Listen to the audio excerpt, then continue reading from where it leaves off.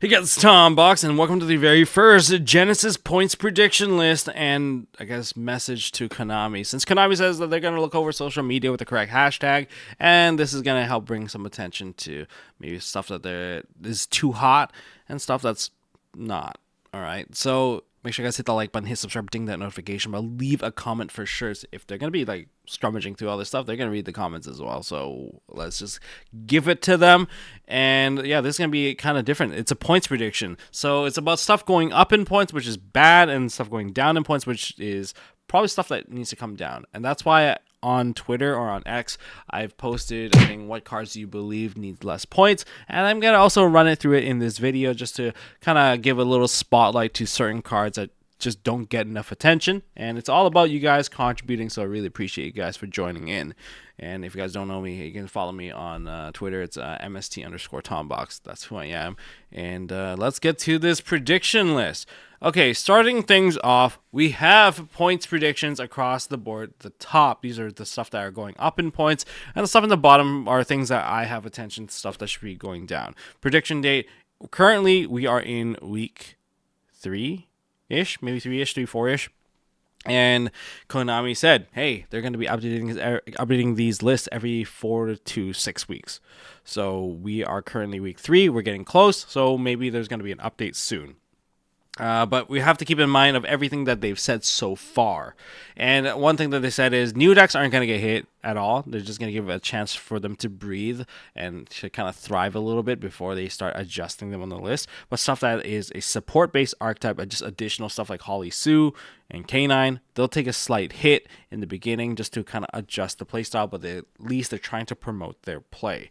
And basically, based on the promoting of play of Holly Sue, or rather maybe because they overhit it in the modern TCG, they gave Vanquishal a free card to do all they really wanted, which is to dominate 2 formats. Because with the results from Sao Paulo and Anaheim, Vanquishal took first place in both. And this is the Invitational. So within the Invitational, that also means that they have to earn their spot from just playing the pods. Play the pods and then play the Invitational.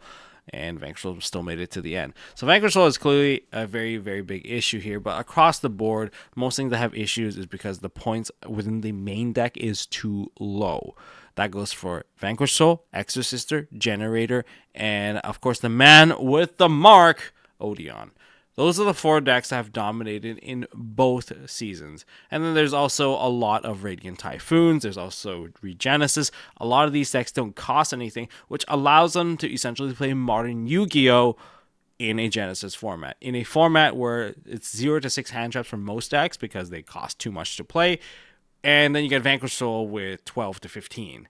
Like, what do you think is going to happen if you apply modern Yu-Gi-Oh! Theory into this? Holly Sue herself is an in-engine hand trap, and she is really punching above the belt here, and because she is only 10 points. She deserves to be at least 20. And by doubling that, it also makes it so that if you want to play 3 copies of her, she requires you to allocate about 60% of your standard points into her, which means you can't play your hand traps. When you put more points onto engine, you lose space for non-engine. And the amount of non-engine space in Vanquishal is too much. And that's why also Raisin kind of deserves a little bit of a treatment to 3 points. Just a Stratos treatment. Stratos costs 3. Raisin doing something very similar can also cost 3. Stratos blows up back row. Raisin blows up front row. Stratos searches for hero monsters. Vanquishal Raisin searches for Vanquishal monsters. I think it's like a very fair comparison here. And also Stratos' like search pool is ridiculously large too. But, you know, it's not about the quantity, it's about the quality. And Raisin searches help you synergize the entire deck. It's pretty wild. Then there's Generator. I think you can distribute something along the lines of within the deck itself. I think this is an easier way to kind of help approach this. So if you guys are going to be making your own kind of prediction list, consider this. How much of a card should be considered to allocate points to? Like how many points do you think the engine itself deserves? And you can kind of do some math and divide it. It's going to be very annoying, but it's probably the most fair way of doing so. Otherwise, it wouldn't really make much sense, considering that Konami put 100 points as a standard. So just kind of determine how much of the pie deserves to be within the main deck itself. And I think Generator probably needs at least 60 to 70% of it within the engine itself. Otherwise, they're just going to get free reign and be able to dump all over you. Exorcists are kind of falling into the same range. I think they could distribute among the numbers so that people can adjust the ratios of the sisters. So Exorcist Martha being the best one, 15 points, costing her 45, equivalent to playing Ash Blossom, and therefore going to be very painful when you have to add an additional monster from the extra deck, which is Michaelis, being able to search your additional cards to 10. By doing this, it costs 75 just to play maxing out on these names. And there's Nash Knight, 3 points. It's just the generic rank 5 breaker that is also a rank up magic. If all the rank up magic is going to cost you 1, and this one gives you a toolbox of rank up monsters from number 101 to 107, Nash Knight also being able to absorb a non-target monster, well, that probably kind of deserves it in my book. And it's also kind of the go-to monster for anyone playing K9 or Vanquished Soul. Upstart Goblin, Extra. Both of them deserve some level of point adjustment, I think, but maybe it's just a way to give people a chance to actually build their decks.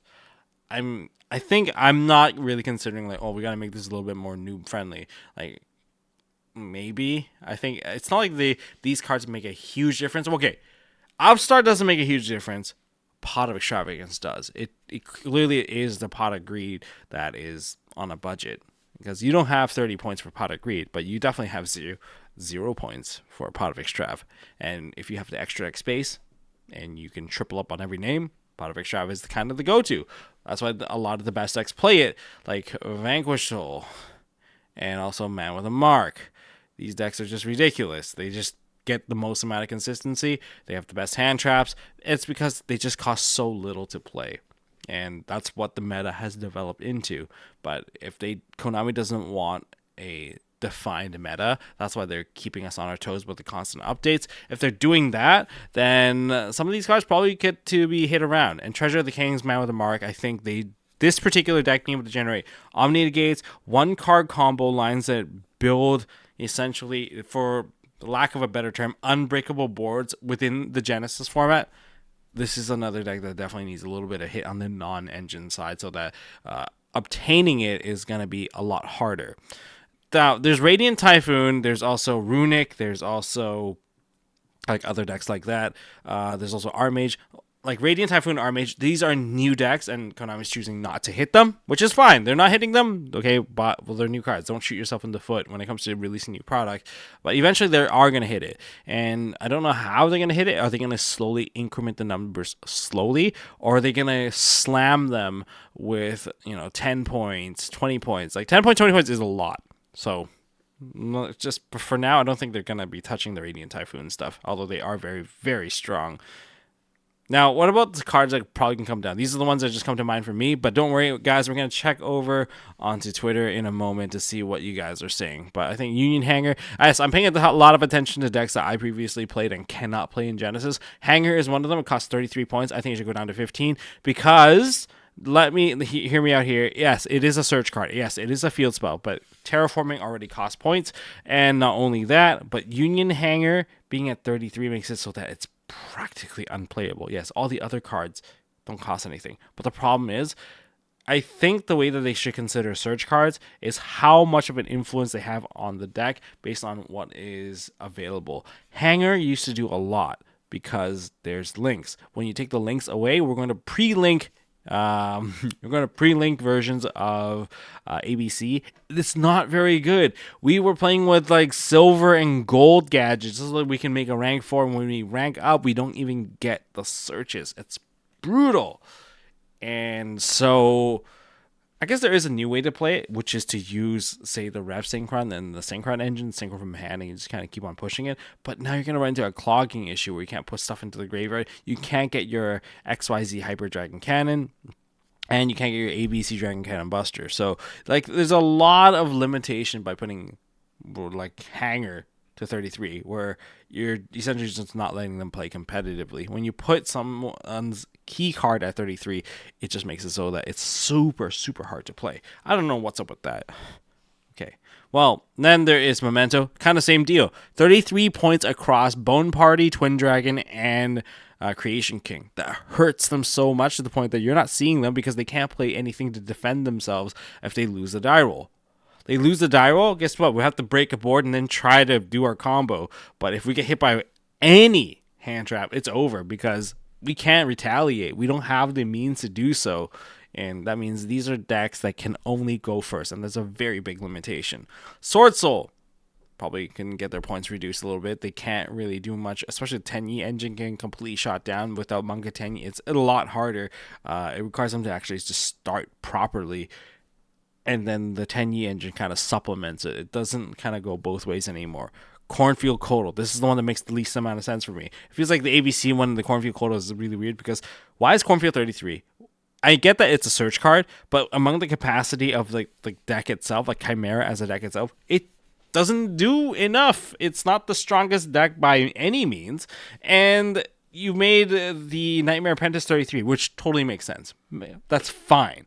But when you make Cornfield Kotal 33, you're saying these two are equivalent? I don't see the resemblance here. One searches for sword, like Mirror Sword Knight and stuff that kind of mentions Chimera Fusion. The other searches generically for all illusion. Why is this one the one that gets shot to 33? It makes no sense. Like, even if you put it to like 5, there's a chance that most people still won't play it.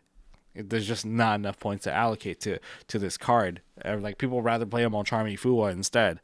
And then there's also the ninjas. I don't know why the ninjas here, but you know, I think it kind of deserves it to be like a little bit cheaper, maybe 15 points. But that's enough with me. Let's go check out what you guys are saying. And if you guys agree or disagree, leave it down in the comment section. I'd love to hear your thoughts. Okay, so what cards do you guys believe need less points on the Genesis points list? Pre-hits on Yu Hang was kind of nuts. I kind of replied to that one yet. It's because they don't like me. Everything I like is hit. All right. Lordly Loaf at 33 feels ridiculous.